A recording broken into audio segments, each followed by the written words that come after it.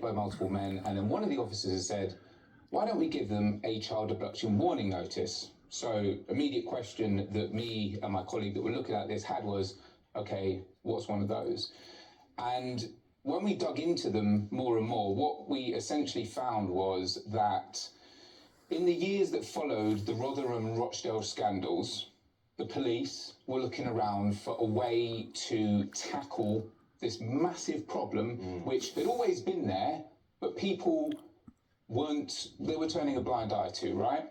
And these paedophile ASBOs were kind of the perfect response, because what they would do was, when they would come up with a concerning situation with a child, or actually even worse than that, clear evidence of exploitation or child rape, they would give one of the suspects one of these warning notices. Now, in the in the bit that you just read, they said that they're effective. That is complete nonsense, right? We went through to see whether there was any test of whether these things were effective, and the research, you just see a long trail of academics all saying, we need to do more research to see whether these warning notices actually work.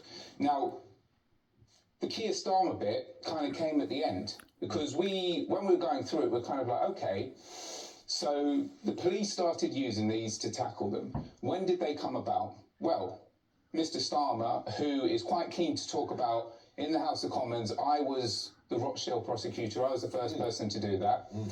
The first mention that we find is in the report that you've put up on the screen, where it talks about drafting and agreeing them with police chiefs. Now, why on earth the CPS was drafting and agreeing a tool for police chiefs to be using for this, I don't know.